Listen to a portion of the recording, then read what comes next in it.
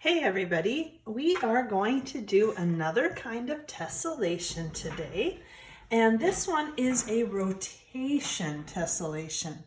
So it's very similar to what you did with the translation tessellation.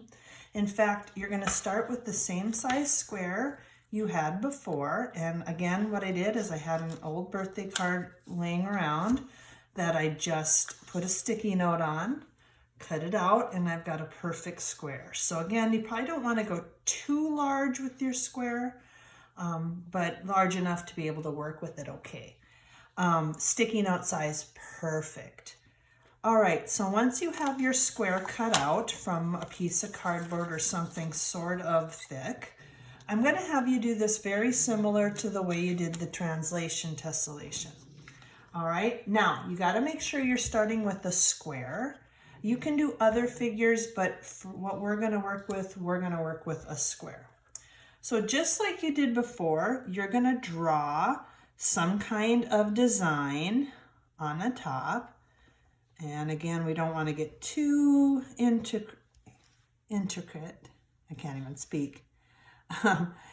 Too fancy, because you're going to not slide this one, you're going to rotate it. Okay, so this cut, once you cut it out, you're going to rotate it and turn it here. So I'm actually going to do the cut first and then rotate it.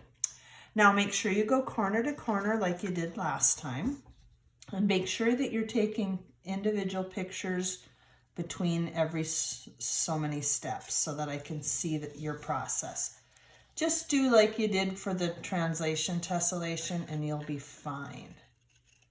So I'm cutting out along my design, going from corner to corner. Make sure you do that. All right, so there's my design that I cut out. Now last time we translated it to the opposite side. This time we're going to rotate it. So I'm going to keep this corner here, and I'm going to take this piece and I'm going to rotate it around to this side. All right, so I just kept my finger on that corner and I rotated it over. And then we're going to take that to the other side.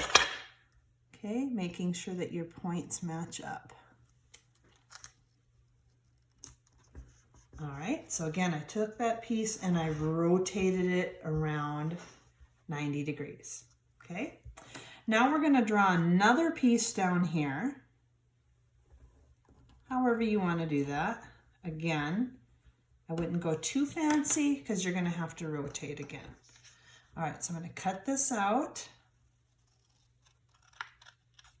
So again, this is why it's called a rotation tessellation, because you are rotating it 90 degrees to make the other piece.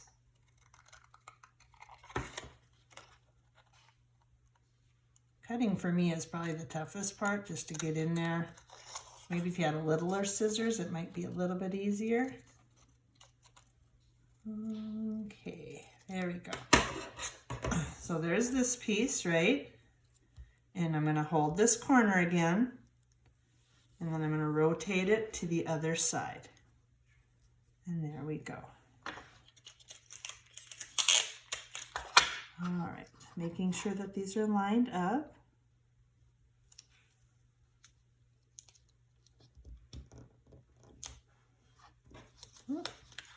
Got a little carried away with my tape there.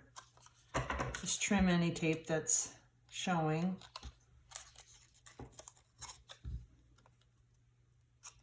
And I want to remind you, please title your tessellation, because every once in a while I can't really decide what it's supposed to be. So I want you to give me a little hint in case I need it. So I like to title them. All right, so here's my piece. And this is where you got to look at it and say, well, what does it look like to me? I mean, I kind of saw a little bit of a dog here, dog nose with a kind of a fluffy tail.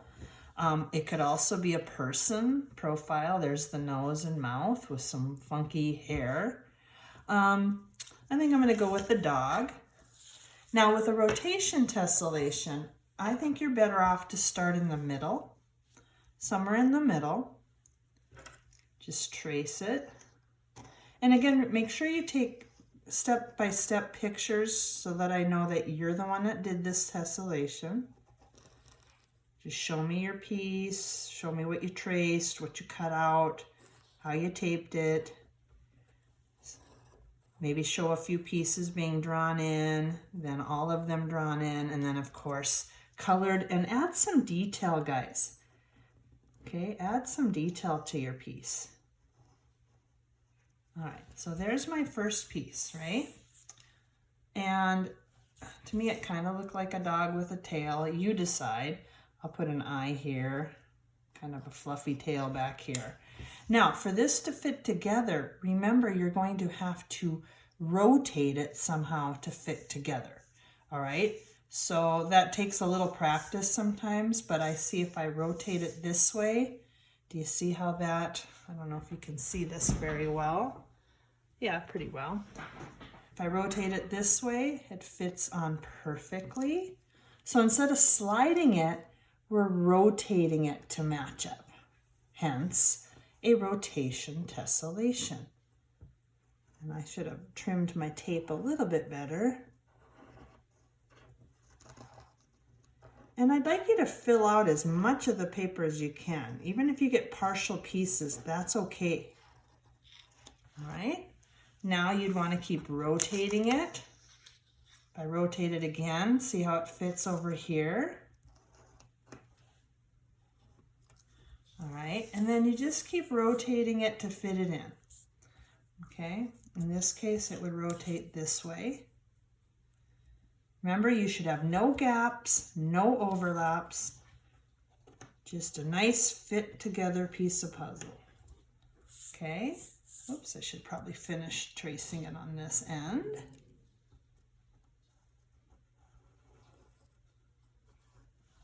All right, keep rotating it.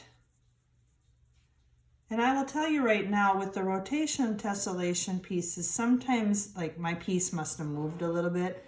You might have to fix it just a hair, but it should be pretty decent. So you would keep doing this until you fit the whole paper full of the design.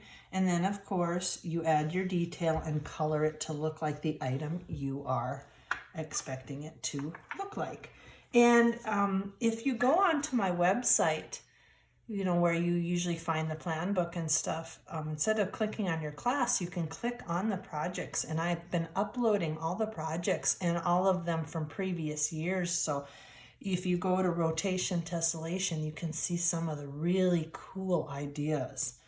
And if you have room, maybe even put the title of your tessellation right on the tessellation so that I can see it and so that other people know what it's supposed to be. Okay, so that's just a quick little tip on how to do a rotational tessellation. Not that much more difficult than a translation one. So, and also guys, if you could upload it through Google Classroom, that's the best way for me to do it, because then I can grade it right there. All right. Okay, hopefully you have an idea of what you need to do, and I'll just bring this up so you can see them. Okay, and again, you can go on my website and check out some of the really cool ones from previous years. All right, have a good day, everybody.